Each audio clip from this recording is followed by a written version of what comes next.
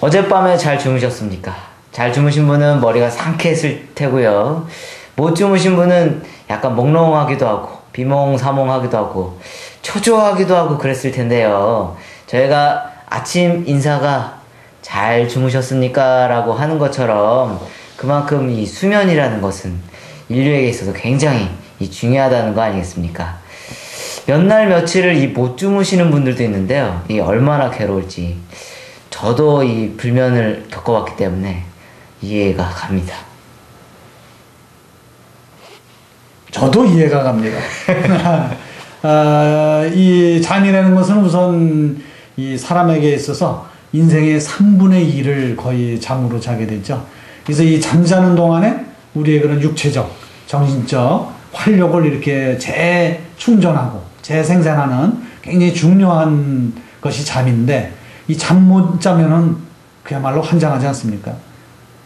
그렇게 잠을 무엇으로 원인이 돼서 잠이 못 자는지, 또 그 잠을 방해하는 요인은 무엇인지, 또 제일 중요한 거는 어떻게 치료하면 좋을지, 또 그러기 위해서는 어떻게 도우면 예방이 될 수 있는지를 이 시간을 통해서 한번 알아보도록 해봅시다.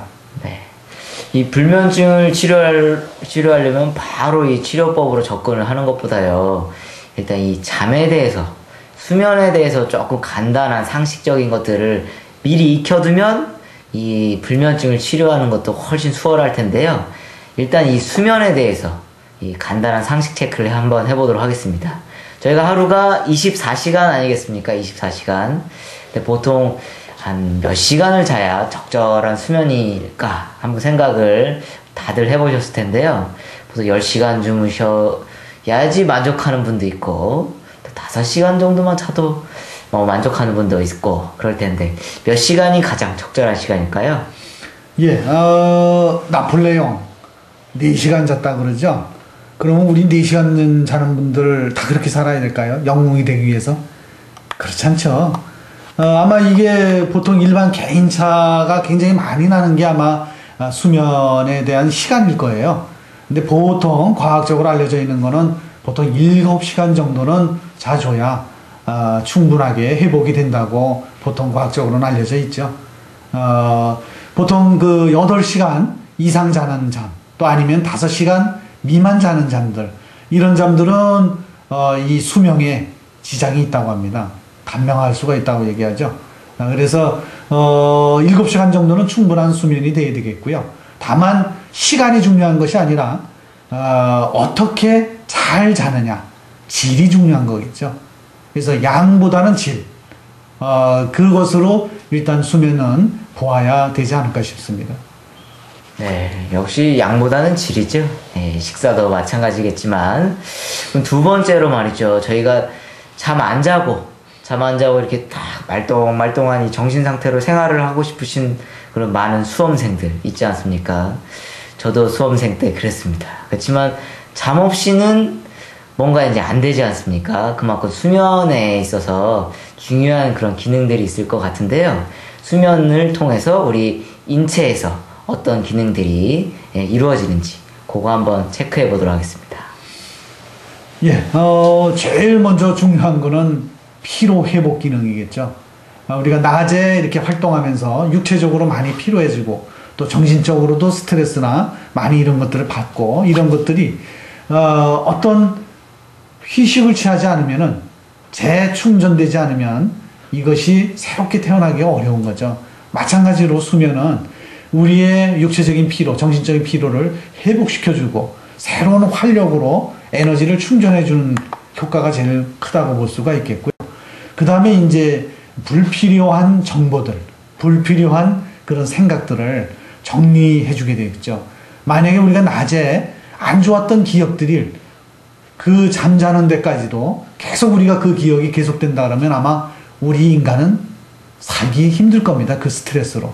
그래서 불필요한 정보들을 이렇게 적절하게 잠을 통해서 기억을 지우기도 하고 새롭게 정보를 조직하기도 하는 그러한 시간들이죠.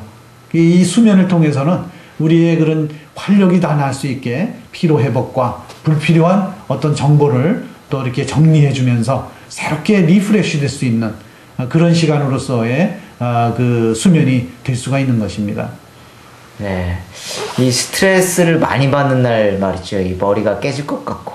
그래도 잠 한번 자고 나면은 많이 좀 괜찮아지지 않습니까? 네. 나쁜 기억들을 이제 잊어버리게 되니까 이제 잠 속에서 또 잊게 되고, 가끔씩은 이 수험생들한테는 자고 일어나면은 이제 암기한 영어 단어가 잊혀지기도 하고, 그런 불상사도 있지만, 그래도 이제 좋은 긍정적인 측면이 많이 있으니까, 이 짜증이 갑자기 많이 난다.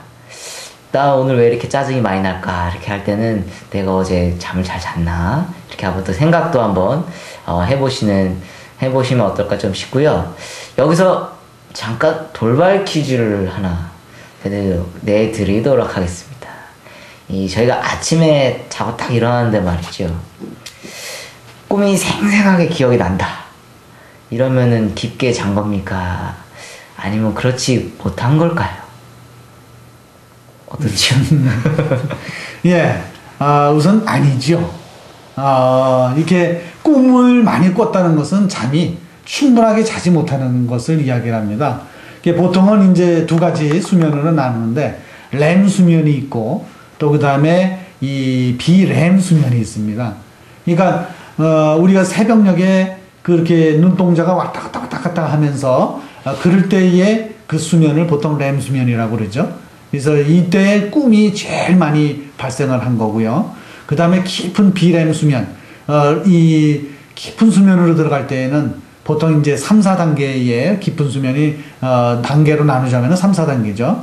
예, 그렇게 비렘 수면일 때에는 아주 깊은 수면이 될 수가 있는 겁니다. 그래서, 꿈을 기억한다고 하는 것은 잠을 제대로 잘 이렇게 못 이루었다고 보시면 되는 거죠. 예, 특히 이제 꿈 수면과 그리고 꿈 수면을 많이 꿀 때가 있고, 그렇죠. 그리고 비렘 수면인 꿈 안 꾸는 수면을 많이 꿀 때가 있고, 그런 좀 차이가 있는데요. 그 차이에 따라서 우리 일상적으로 우리 인체 내에서는 어떤 일들이 일어나는지 조금 더 깊게 알아보도록 하겠습니다. 우선 꿈 수면 중에서 보통 80% 정도가 이게 꿈을 꾸게 되죠. 이때 깨어서 일어나면 아주 자기가 꾼 꿈을 생생하게 기억을 합니다.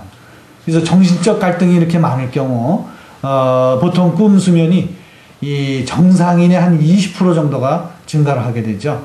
그래서 꿈 수면에 이렇게 방해를 받게 되면 그 다음날 굉장히 몸이 안절부절해지고, 그 다음에 불안해지고, 정신은 막 산만해지고, 또 집중력도 잘 안 되고, 이런 그 장애들을 일으키게 됩니다, 보통은.